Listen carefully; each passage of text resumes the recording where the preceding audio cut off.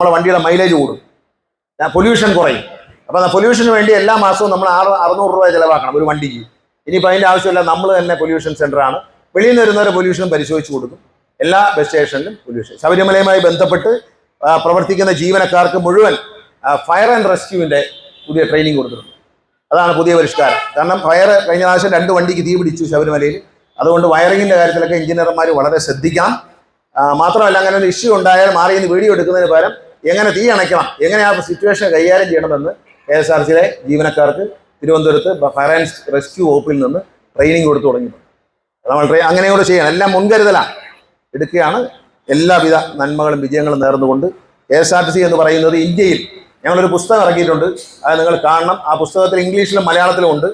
എല്ലാ കേന്ദ്രമന്ത്രിമാർക്കും കേന്ദ്ര ഉദ്യോഗസ്ഥർക്കും അയച്ചു കൊടുക്കുകയാണ് എങ്ങനെ ഒരു പൊതുഗതാഗത സംവിധാനത്തെ. മാധ്യമങ്ങൾക്കെല്ലാം കൊടുക്കാൻ പറയുന്നുണ്ട്. ഈ ബുക്ക് കഴിഞ്ഞ ദിവസം തിരുവനന്തപുരത്ത് വെച്ച് ഞാൻ റിലീസ് ചെയ്തിട്ടുണ്ട്.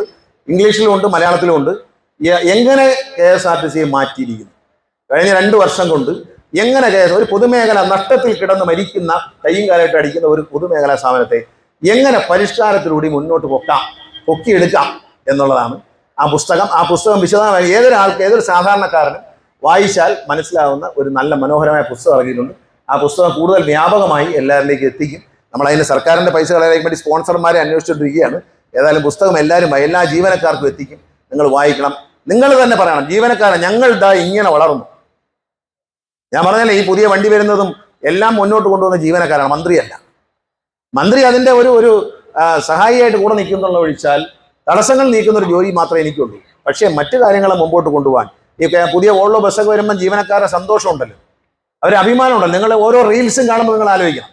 തമിഴ്നാട്ടിലേക്ക്, കർണാടകത്തിലേക്ക് നമ്മുടെ വണ്ടി കയറി ചെല്ലുമ്പോൾ ഓരോ KSRTC ജീവനക്കാരനും അഭിമാനം കൊള്ളണം. ഞങ്ങളുടെ വണ്ടി കണ്ട ആ വോൾവോ ബസ് ഒന്ന് കണ്ടാൽ ആരും ഒന്ന് കൊതിയോടെ നോക്കി നിൽക്കില്ലേ? എന്താണ് അതിൻ്റെ ഒരു ഭംഗി? അപ്പൊ ഞരമ്പ് രോഗം ആൾക്കാരെ ഇറങ്ങും ഓരോരുത്തർ ചൊറിഞ്ഞ പരിപാടിയായിട്ട്. ഇത് ആദ്യത്തേതല്ല, പിന്നെ രണ്ടാമത്തായാലും കുഴപ്പമില്ല. കൊച്ചു തന്നല്ലോ, ആണായാലും പെണ്ണായാലും കൊച്ചു തന്നല്ലോ എന്ന് പറയുന്നതാണ്. ഒന്നാമത്തെ തന്നെ അതിൻ്റെ ജനറൽ മാനേജർ, വോൾവോ കമ്പനിയുടെ ജനറൽ മാനേജർ കേരളത്തിലെ മാധ്യമ സുഹൃത്തുക്കളോട് പറഞ്ഞു, ഇത് ഇന്ത്യയിൽ ആദ്യമായി ബുക്ക് ചെയ്തത് KSRTC ആണ്. ഇന്ത്യയിൽ ആദ്യമായി ഡെലിവറി ചെയ്യുന്ന പൊതുമേഖലാ സ്ഥാപനം ഞങ്ങൾ KSRTCക്കാണ് കൊടുക്കുന്നതെന്ന് അവരല്ലേ പറഞ്ഞു, ഞാനല്ലല്ലോ പറഞ്ഞു. അപ്പൊ എന്തെങ്കിലും പുളു പഠിച്ചാൽ അതെല്ലാം കേട്ടുകൊണ്ടിരിക്കുന്നവരാണ് മലയാളി എന്ന് വിചാരിക്കരുത്. പുളു പഠിക്കരുത്. പുളു പഠിച്ചാൽ ഞാൻ തെളിയിക്കും. വൈറ്റ് പേപ്പറാണ് KSRTC എങ്ങനെ മാറി എന്നുള്ള പുസ്തകമാണ് അടിച്ചിറങ്ങിയേക്കുന്നത്. നല്ല ഒളിച്ചും പാത്തും രഹസ്യമായിട്ടൊന്നും അല്ല. അതിൻ്റെ വാട്സാപ്പ് പ്രിന്റ് ഉണ്ട്. അതും എല്ലാവർക്കും അയച്ചു. എല്ലാ ജീവനക്കാരും അത് വാട്സാപ്പിൽ എടുത്ത് ബസ്സിൽ ടിക്കറ്റൊക്കെ കൊടുത്തു കഴിഞ്ഞ് ചുമ്മാ ഇരിക്കുമ്പോൾ ഒന്ന് വായിച്ച് നോക്കണം. എന്താ പടമടക്കം ഇന്ന കാര്യങ്ങൾ, ഡ്രൈവിംഗ് സ്കൂള്, എല്ലാ കാര്യങ്ങളും ഉണ്ട് അതിനകത്ത്. ഇന്ന കാര്യങ്ങൾ നമ്മൾ ചെയ്തു, അതിന് ഇന്ന റിസൾട്ട് നമുക്കുണ്ടായി. അങ്ങനെയാണ് നമ്മൾ പുരോഗമിക്കുന്നത്. ഓരോ ജീവനക്കാരും അറിഞ്ഞിരിക്കണം. മന്ത്രിയല്ല, ഓരോ ജീവനക്കാരും നിങ്ങളുടെ സുഹൃത്തുക്കളോടും അയൽവക്കക്കാരോടും നാട്ടുകാരോടും സംസാരിക്കുമ്പോൾ ഞങ്ങൾ എന്നൊക്കെ ചെയ്തു, ഞങ്ങൾ ഇങ്ങനെയാണ് മുന്നേറുന്നത് എന്ന് പറയണം. ഇന്ത്യയിൽ മുന്നോട്ട് കയറി വന്ന ഏറ്റവും വലിയ പൊതുമേഖലാ സ്ഥാപനമാണ് KSRTC. ഇന്ത്യയിൽ പറ്റില്ല, ഇതൊക്കെ വിൽക്കണം എന്നാണ് പറഞ്ഞുകൊണ്ടിരുന്നത്. KSRTC അങ്ങ് അടച്ചുകൂടി.